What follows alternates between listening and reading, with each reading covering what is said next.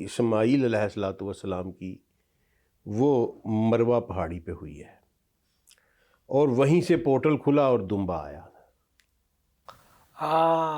ٹھیک ہو گیا، ٹھیک ہو گیا، بالکل ٹھیک ہے۔ ہاں، وہ موومنٹ وہ پورٹل کے ذریعے ہی ہوئی ہے۔ شداد کہہ لیں یا پورٹل کہہ لیں، آپ جو مرضی نام اس کو جو مرضی دے لیں، ہم اسے سائنٹیفک لینگویج میں پورٹل کہیں گے۔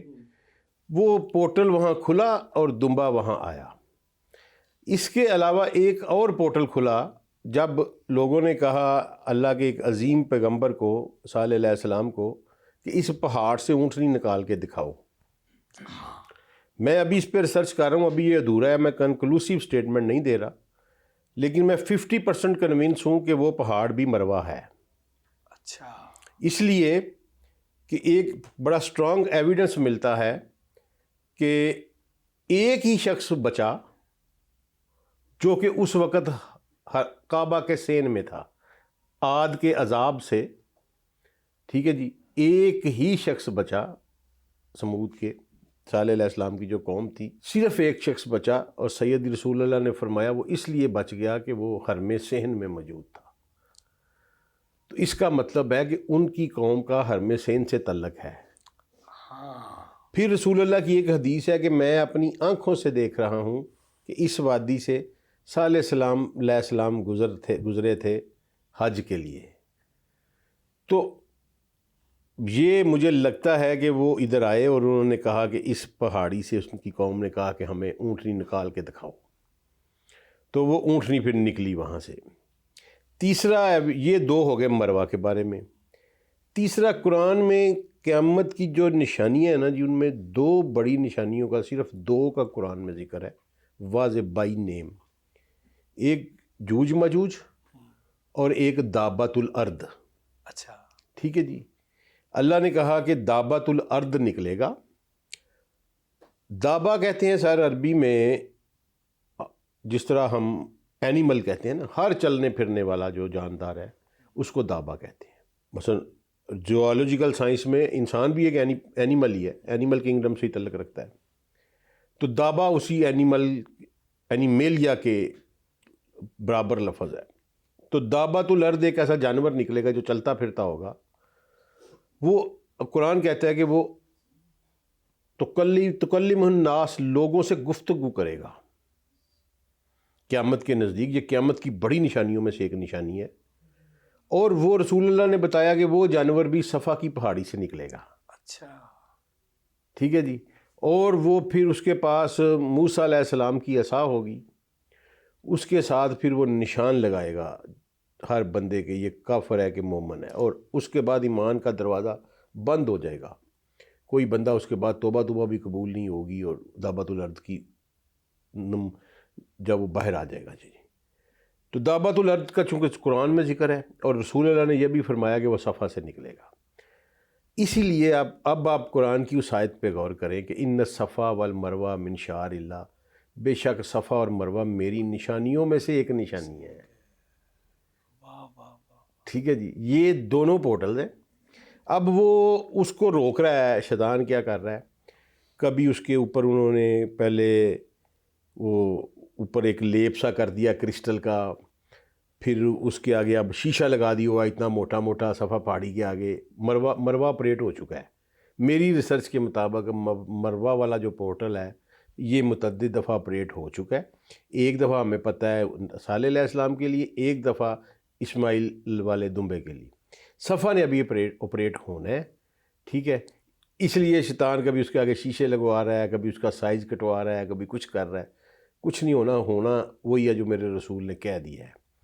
تو یہ سر ان تین پورٹلز کے بارے میں تو میں کنفرم ہوں جی، 100% کنفرم ہوں کہ ایک وہ صخرہ، ایک صفا، ایک مروہ ہیں ساتھ۔ باقی چار ابھی ڈھونڈنے ہیں جی، اللہ زندگی سے دے، لگے ہوئے ہیں انشاءاللہ، وہ بھی اللہ قرآن سے ہی انشاءاللہ ڈھونڈیں گے، وہ بھی مل جائیں گے۔ اور دوسرا یہی ٹیلی ٹرانسپورٹیشن آپ کہہ لیں یا پورٹل کہہ لیں، اور یہ اگر انہوں نے پکڑ لیا نا سر، تو انہوں نے تو پھر ہمارا کچومر نکال دینا ہے نا۔ تو دجال جو ہے اس نے یہی کام کرنا ہے آگے، وہ آپ اس کے سوال ذرا غور کریں. آپ شیطان وہ جو دجال جب ملا تمیم داری سے تو اس نے 3 سوال پوچھے. ایک اس نے پوچھا کہ نبی آ گیا امیوں کا. ٹھیک ہے جی. اسے پتہ تھا کہ یہ نبی آنا ہے اور اس نبی نے معراج پہ جانا ہے، وہ رستہ کھلا ہوا ہے کہ نہیں کھلا ہوا.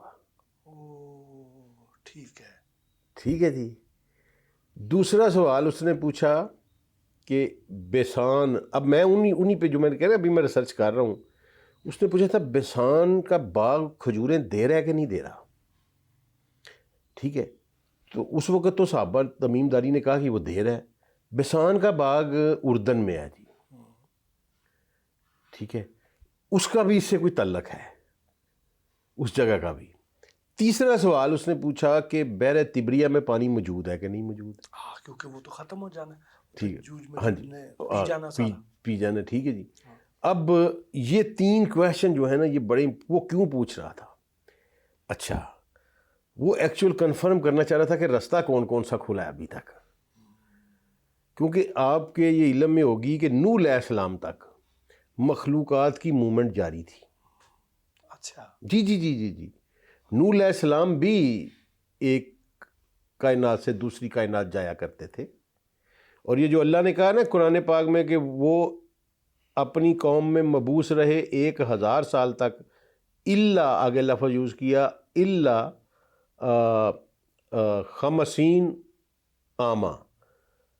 ایکچوئل عربی میں اس کا مطلب یہ ہوتا ہے کہ سنہ اور عامہ 2 لفظ ہیں، سال کے لیے یوز ہوتے ہیں. جہاں الا کے ساتھ عامہ آئے اس کا مطلب یہ ہوتا ہے کہ بٹی صاحب نے GNN میں 10 سال کام کیا، اس میں سے 2 سال یہ غیر حاضر رہے، تو وہاں الا آئے گا، ٹھیک، عامہ آئے گا. ٹھیک ہے. 10 سال کے لیے سن آئے گا، 2 سال جس میں آپ غائب رہے وہ الا کے ساتھ عامہ آئے گا. یہ عربی کا اسلوب ہے. قرآن نے اسی اسلوب کو اپنایا کہ 1000 سال وہ دنیا میں ان کی زندگی یا تبلیغ کی انہوں نے، اس میں سے 50 سال وہ غائب رہے، تو وہ وقتاً فوقتاً آتے جاتے تھے.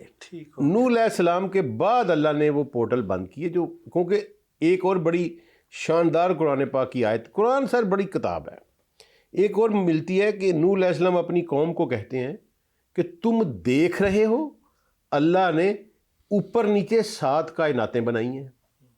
اب میں آپ کو کہوں کہ بڑی صاحب آپ دیکھ رہے ہیں، تو آپ کہیں یار میں تو نہیں دیکھ رہا. اس کا مطلب اس وقت یہ اوپن سین تھا.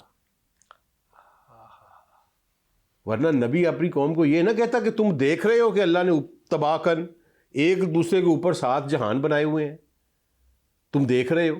تو وہ آگے کہتے ہیں کہ کتوں یار اسی تو کوئی دیکھ رہے ہیں. تو انہوں نے یہ جواب نہیں دیا. اس کا مطلب ہے کہ اس وقت یہ اوپن سین تھا. اللہ نے نوح کے بعد، اور آپ کو ایک بات اور حیرانگی والی مماثلت ملے گی، یہ ڈاٹ کنیکٹنگ ہے ساری سر، یہ میتھڈالوجی آف ریسرچ ہے، کہ نبی صلی اللہ علیہ وسلم نے فرمایا کہ نوح کے بعد کوئی قوم ایسی نہیں جس نے اپنی، کوئی نبی ایسا نہیں جس نے اپنی قوم کو دجال سے نہیں ڈرایا. یہ نہیں کہا آدم کے بعد. اچھا. ٹھیک ہے، کہ وہ یہ کوئی ایسی اللہ کی کریچر ہے جو آئی ہوئی تھی پھر بند کر دیا گیا، اب یہ واپس اتنے کدھر ٹریا پھردا ہو. ٹھیک ہے. تو اس لیے کہا کہ نوح کے بعد کوئی ایسا، نوح کے وقت پھر دنیا کی ساری ماہیت نوح کے اسلاب کے بعد بدل دی گئی، کیونکہ انہوں نے جو مخلوقات آ رہی تھیں انہوں نے انسان کی جینیٹکس خراب کر